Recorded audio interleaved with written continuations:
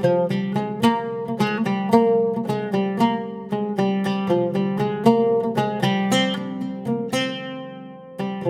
இன்னைக்கு விநாயகர் சதுர்த்தி ஸ்பெஷலாக பிள்ளையார்பட்டி மோதகம் எப்படி செய்கிறதுன்னு பார்க்க போகிறோம்.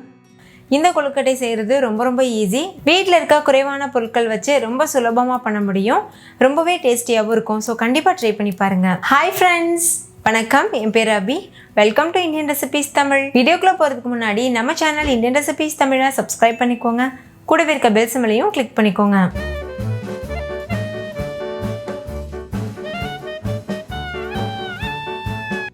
ஃபஸ்ட்டு இந்த ரெசிபி பண்ணுறதுக்கு 1 கப் அளவுக்கு பச்சரிசி எடுத்துக்கோங்க. நீங்கள் எந்த பச்சரிசி வேணாலும் யூஸ் பண்ணிக்கலாம். இப்போ இதில் தண்ணி சேர்த்துட்டு 2-3 டைம் நல்லா வாஷ் பண்ணிக்கோங்க. 2-3 டைம் நல்லா வாஷ் பண்ணதுக்கப்புறமா தண்ணியை வடிச்சிருங்க. இப்போ பாருங்கள், தண்ணியை வடிச்சிட்டு நான் எடுத்துகிட்டு வந்திருக்கேன். இதில் முங்குற அளவுக்கு தண்ணி சேர்த்துட்டு 10லேருந்து 15 நிமிஷம் வரைக்கும் இது நல்லா ஊற வச்சுருங்க. இந்த அரிசி நல்லா ஊறட்டும். ஊறினதுக்கப்புறமா நம்ம வடிகட்டிக்கலாம். அரிசி ஊறுற சமயத்தில் நம்ம பாசிப்பருப்பை வறுத்துக்கலாம். அதுக்கு ஒரு கடாய் சூடுபடுத்திட்டு 1/2 கப் அளவுக்கு பாசிப்பருப்பு எடுத்துக்கோங்க. எந்த கப்பில் அரிசி எடுத்தீங்களோ அதே கப்பில் 1/2 கப் பாசிப்பருப்பு எடுத்துக்கோங்க. ஸ்டவ்வை லோ ஃப்ளேமில் வச்சுட்டு பாசிப்பருப்பு பொன்னிறம் வர வரைக்கும் வறுத்துக்கோங்க. இப்போ பாருங்கள், நல்லா வறுபட்டுருச்சு. இந்த ஸ்டேஜில் ஸ்டவ் ஆஃப் பண்ணிவிட்டு முழுமையாக ஆற வச்சுருங்க. இப்போ இது நல்லா ஆறட்டும். இன்னொரு பக்கம் அரிசி நல்லா ஊறிடுச்சு. இப்போ இதை ஓப்பன் பண்ணிவிட்டு தண்ணியை வடிகட்டிடலாம். பாருங்கள், நல்லா ஊறிருக்கு. தண்ணியை வடிச்சிட்டு ஒரு துணியில் அரிசியை இந்த மாதிரி சேர்த்துட்டு இது நல்லா பரத்தி விட்டுருங்க. அரிசி ஃபேன் காற்றுல ஒரு 10லேருந்து 15 நிமிஷத்துக்கு நல்லா காயட்டும். முழுமையாக காயணும்னு அவசியம் இல்லை, 10 நிமிஷம் காய்ஞ்சாவே போதும். இப்போ பாருங்கள், அரிசி நல்லா காஞ்சிருக்கு.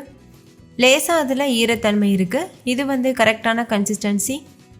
இப்போ இந்த அரிசியை ஒரு மிக்சி ஜாருக்கு மாற்றிட்டு ரவை பக்குவத்துக்கு அரைச்சிக்கோங்க. இட்லி ரவைலாம் இருக்கும்ல, அந்த மாதிரி ரவை பக்குவத்துக்கு இதை அரைச்சிக்கோங்க. ரொம்ப ஃபைன் பவுடராக பிடிச்சிடக்கூடாது. பாருங்கள், ரவை மாதிரி அரைச்சி எடுத்துகிட்டு வந்தாச்சு. இது கரெக்டான கன்சிஸ்டன்சி. இப்போ இதை ஒரு குக்கரில் சேர்த்துருங்க. அடுத்து அதே மிக்சி ஜாரில் ஏற்கனவே வறுத்து ஆற வச்சுருக்கோம்ல பாசிப்பருப்பு, அதையும் சேர்த்துருங்க. சேர்த்துட்டு இதையும் குறகுறப்பாக அரைச்சி எடுத்துக்கோங்க. ரொம்ப ஃபைன் பவுடராக அரைச்சிடக்கூடாது, குறகுறப்பாக அரைச்சா ஓகே. இப்போ பாருங்கள், பாசிப்பருப்பும் நல்லா அரைச்சாச்சு. இந்த அளவுக்கு இருக்கணும். இப்போ இதையும் நம்ம அரைச்சி வச்சுருக்க அரிசி கூடவே சேர்த்துடலாம். சேர்த்துட்டு இது கூட 3 கப் அளவுக்கு தண்ணி சேர்த்துக்கோங்க. நம்ம 1 கப் அளவுக்கு அரிசி எடுத்தோம்ல, அதுக்கு 3 கப் தண்ணி கரெக்டாக இருக்கும். எந்த கப்பில் அரிசி எடுத்தீங்களோ அதே கப்பில் மற்ற எல்லா பொருட்களும் அளந்துக்கோங்க. அப்போ தான் ரேஷியோ மாறாமல் கரெக்டாக வரும். தண்ணி சேர்த்துட்டு நல்லா மிக்ஸ் பண்ணிவிட்டு மூடி போட்டு மூடிட்டு லோ ஃப்ளேமில் வச்சு 3 விசில் வச்சு எடுத்துக்கோங்க.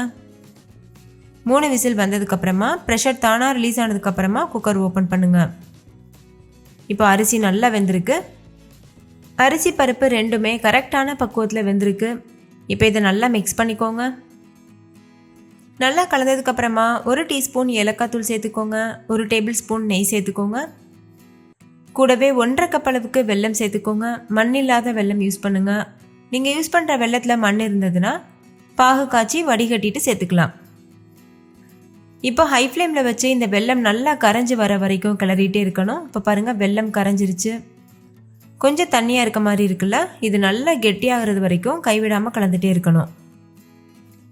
வெல்லம் கரையும் போது தண்ணியாகிற மாதிரி இருக்கும். நம்ம கலந்துகிட்டே இருக்கும்போது கரெக்டான பக்குவத்துக்கு வந்துடும். இப்போ பாருங்கள், நல்லாவே கெட்டியாயிருச்சு. இப்போ ஸ்டவ் ஆஃப் பண்ணிவிட்டு முழுமையாக ஆற வச்சிடலாம். ஆறி வரும்போது இன்னுமே நல்லா கெட்டியாகும். ஒரு வேளை உங்களுக்கு தண்ணியாகவே இருந்ததுன்னா நீங்கள் கொஞ்சமாக அரிசி மாவு சேர்த்து கலந்துக்கலாம். இது கூட 3/4 கப் அளவுக்கு துருவின தேங்காய் சேர்த்து மிக்ஸ் பண்ணிக்கோங்க. மிக்ஸ் பண்ணிவிட்டு நல்லா ஆறுனதுக்கு அப்புறமா தான் நம்ம கொழுக்கட்டை செய்ய போகிறோம். இப்போ பாருங்கள், நல்லா மிக்ஸ் பண்ணியாச்சு. வேறு ஒரு பவுலுக்கு மாற்றிட்டு இதை நல்லா ஆற வச்சிடலாம். இப்போ முழுமையாக ஆறிடுச்சு. கையில் கொஞ்சமாக நெய் இல்லைன்னா எண்ணெய் அப்ளை பண்ணிக்கோங்க. கையில் எடுத்துகிட்டு சின்ன சின்ன உருண்டைகளாக உருட்டி வச்சு கூட நீங்கள் வேக வைக்கலாம்.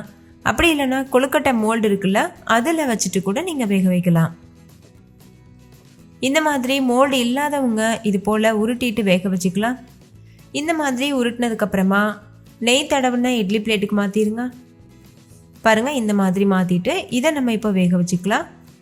அடுத்து இப்போ மோல்டு வச்சு எப்படி செய்கிறதுன்னு சொல்கிறேன்.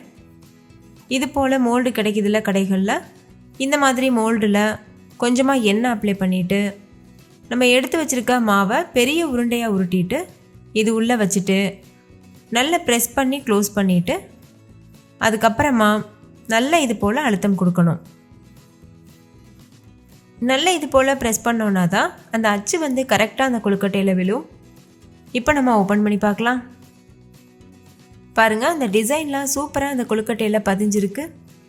இப்போ இதை வெளியில் எடுத்துகிட்டு இது போல் ஒரு இடியாப்பம் பிளேட்டுக்கு மாற்றிடலாம். நீங்கள் இட்லி பிளேட்லேயே கூட வச்சு வேக வைக்கலாம். நான் வந்து இடியாப்பம் பிளேட் எடுத்திருக்கேன். அதில் கொஞ்சமாக நெய் தடவிட்டு இது போல் நம்ம ப்ளேஸ் பண்ணிடலாம். ஒருவேளை உங்ககிட்ட மோல்டு இல்லைன்னா நம்ம மோல்டு போலவே ஷேப் கொடுக்கலாம். அது எப்படின்னு இப்போ பார்க்கலாம். கொஞ்சமாக மாவு எடுத்து இது போல் நல்லா உருட்டிட்டு மேலே வந்து கோபுரம் ஷேப் கொடுத்துக்கோங்க. பாருங்கள் இந்த மாதிரி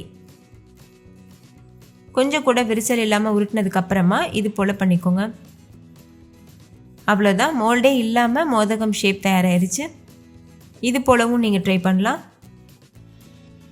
இதே போல் மீதி இருக்க எல்லா மாவுலையும் கொழுக்கட்டைகள் செய்துட்டு இட்லி பாத்திரத்தில் நல்லா தண்ணி சூடானதுக்கப்புறமா இந்த மாதிரி கொழுக்கட்டைகளை உள்ளே வச்சுட்டு மூடி போட்டு மூடிட்டு ஹை ஃப்ளேமில் வச்சு ஒரு 10 நிமிஷத்துக்கு வேக வச்சுக்கோங்க. 10 நிமிஷத்துக்கு அப்புறமா ஸ்டவ் ஆஃப் பண்ணிவிட்டு கொழுக்கட்டைகளை முழுமையாக ஆற வச்சுருங்க. ஆறுனதுக்கப்புறமா நம்ம சர்வ் பண்ணிடலாம். இது ரொம்ப ரொம்ப டேஸ்டியாக இருக்கும். நல்ல சாஃப்டாக சாப்பிட்றதுக்கு ரொம்பவே சூப்பராக இருக்கும். ஸோ கண்டிப்பாக ட்ரை பண்ணி பாருங்கள். விநாயகருக்கு இந்த கொழுக்கட்டைகள் ரொம்ப ரொம்ப பிடிக்கும். ஸோ கண்டிப்பாக நீங்களும் விநாயகர் சதுர்த்தியில் இதே போல் பிள்ளையார்பட்டி மோதகம் செஞ்சு என்ஜாய் பண்ணுங்கள். ஓகே ஃப்ரெண்ட்ஸ், இந்த கொழுக்கட்டை ரெசிபி உங்களுக்கு ரொம்ப பிடிச்சிருந்தா லைக் பண்ணுங்கள். உங்கள் ஃப்ரெண்ட்ஸ் கூடவும் ஷேர் பண்ணுங்கள். நீங்களும் வீட்டில் செஞ்சு பார்த்துட்டு டேஸ்ட் எப்படி இருந்ததுன்னு கமெண்ட்டில் சொல்லுங்கள். தேங்க்யூ, பாய்.